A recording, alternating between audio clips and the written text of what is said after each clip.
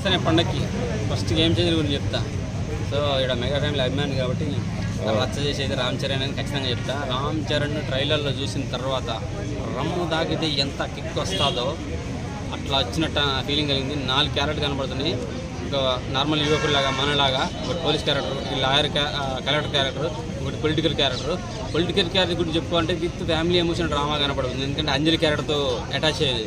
So భార్యాభర్తలు లాగా ఉంటుంది. సో పిల్లలు కనబడుతున్నారు.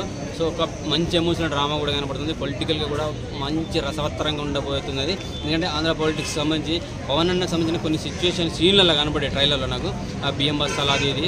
సో రీసెంట్గా పవన్ అన్న గురించి పవన్ అన్న బియ్యం బస్తాలు పట్టుకునేవి వచ్చినాయిగా, సీజ్ ద షిప్ అని చెప్పేసి. అది ఎంత వైరల్ అయిందో ఈ సినిమా కూడా అంత వైరల్ అవుతుందనే పొలిటికల్గా అనిపిస్తుంది. నెక్స్ట్గా పోలీస్ క్యారెక్టర్ ఆయన నడుచుకుంటూ వస్తుంటే నాకు ఒకప్పటి పాత సినిమాలో రఫ్గా అంకుశం రాజశేఖర్ కానీ, సింగంలో సూర్యబాయి కానీ ఆ పోలీస్ క్యారెక్టర్ ఎంత పర్ఫెక్ట్గా చేశారో అంత పవర్ అనిపించింది పోలీస్ క్యారెక్టర్లో. కలెక్టర్ క్యారెక్టర్ చూస్తుంటే రా సార్కు సార్ అని చెప్పేసి ఎదురుగా విలన్ని ఎలా బెదిరిస్తున్నాడో, ఇంకా ఒకసారి చట్టం న్యాయం ధర్మం అని ఇవన్నీ అయితే ఉన్నాయో ఖచ్చితంగా ఈ సినిమాలో అన్నిటికి కలిపి న్యాయం కలిపే క్యారెక్టర్ కనబడుతుంటుంది. ఒక 2 క్యారెక్టర్ల పేరు అయితే వచ్చింది, రామ్నందన్ అండ్ ఎవరు అప్పన్న క్యారెక్టర్ పొలిటికల్ది. సో ఈ 2 క్యారెక్టర్లు చూసిన తర్వాత ఏంటంటే ఇద్దరే కావచ్చు, 2 అంటే డ్యూయల్ రోల్ ఉండొచ్చు. అలా ఒక్కొక్క స్టెప్ ఎదుర్కొంటూ పోలీసు లాయర్ క్యారెక్టర్ అలా ఎదుర్కొంటూ ఉండొచ్చు అనే ఫీలింగ్ ఏంటంటే కలెక్టరు పొలిటికల్ లీడర్గా మారుతున్నాడేమో, ఒక నార్మల్ పర్సన్ పోలీస్ పాత్రలోకి వెళ్తుండేమో అని అనిపిస్తుంది.